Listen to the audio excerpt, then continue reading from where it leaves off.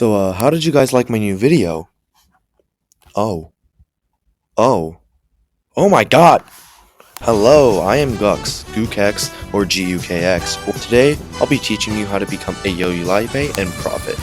You don't need jets, and low-tier props will work. You don't need good aim, for that, watch my previous video. Now, I want to first thank you guys for the absolute amazing support on my aim guide. My sub count literally doubled. However, I am kind of out of video ideas, which means I'm becoming a true YouTuber now. Today, we'll be diving into how to get 10 kill games consistently. This is because there's a kill 10 units wager, which can give up to 500,000 silver lions, and that is big profit. If you don't have this wager, don't worry. I actually feel that I get more SL from just playing the game than the actual wager.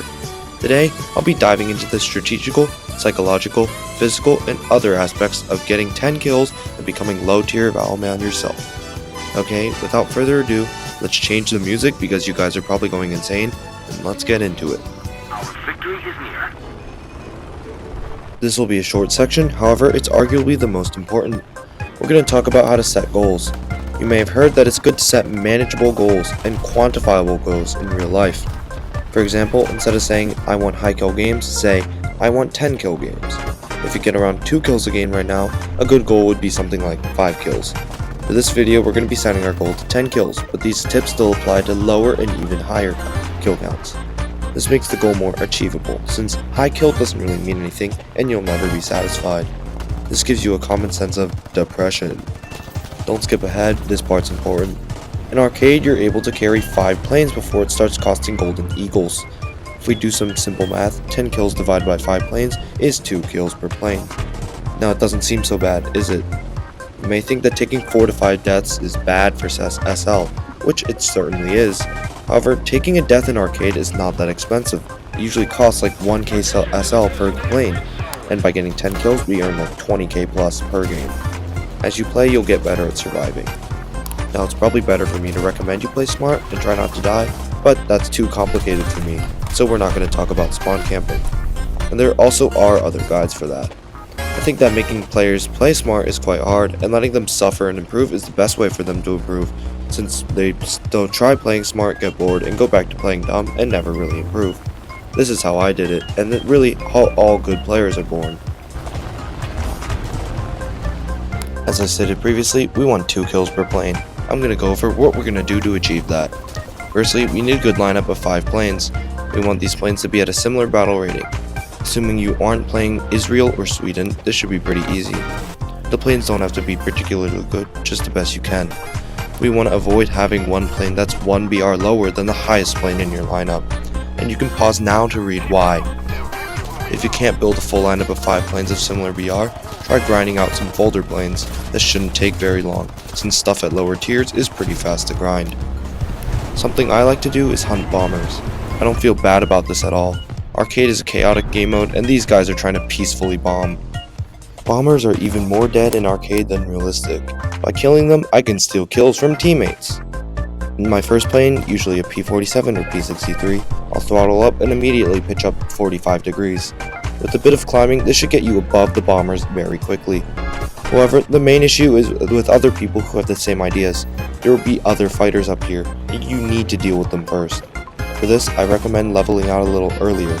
This allows you to build up more speed, allowing to easily dodge head-ons when people below you. If someone's higher than you, make sure to watch them. If they dive on you, you dive too. You will not be winning that fight if the person above you plays smart at all. With hunting bombers, I can usually get around 1 to 2 kills in my first plane, with minimal risk, since most people don't have good turrets or can't aim them, since the lead indicator is a lie. This also allows you to avoid the initial furball that happens. Most players at this tier will just dive on the first player they see, creating a huge ball of targets at the start of the game. Don't engage in the furball. Instead, once you're done killing bombers, look for someone who is away from the main crowd of people. You should have good altitude and can dive on individuals. After doing so, climb back up. Remember to play carefully, but not too carefully, since ticket bleed is pretty fast. One of the main issues I come across with getting high kill games is the ticket bleed. Not because I run out of planes, but ticket bleed. Sometimes I die really quickly, or the game just ends incredibly quickly.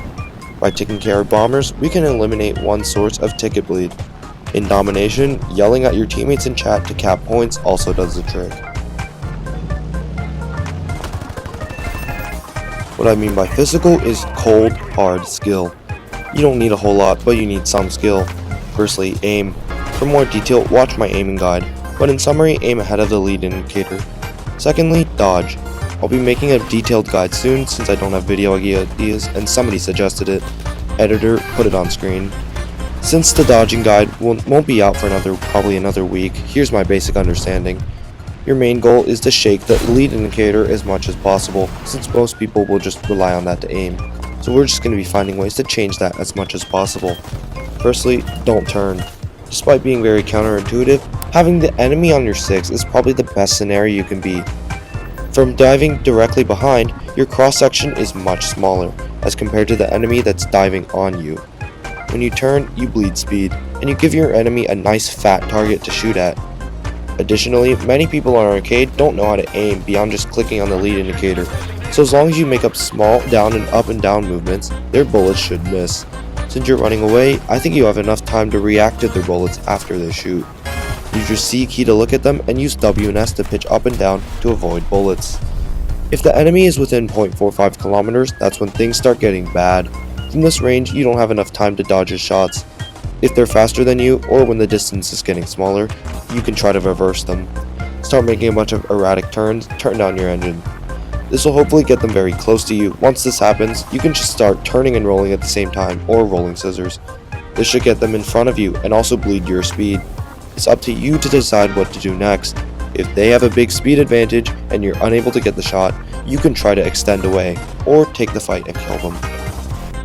Another tip is to use the Q and E keys to slam the rudder. By doing this, we can change our flight path rapidly and shake up the lead indicator, hopefully throwing off people's aim. Alright, that's enough dodging. The best way to avoid shots is to kill everyone on the team before they can even think of shooting you. This is why you don't want to get into the initial furball, since there's no way to kill everyone before they get guns on you, and often you're going to have a horde of 3 to 4 people chasing you. Eventually, I'm going to make a full-length example guide video, where I explain what I'm doing and actually talk over it. The 9-kill P47 game is a pretty good example, since I do all the things mentioned here, except it's not a very realistic example, and you probably won't be getting that kind of game. Now I want to be clear, this style of play is not good at all, it's very cancer.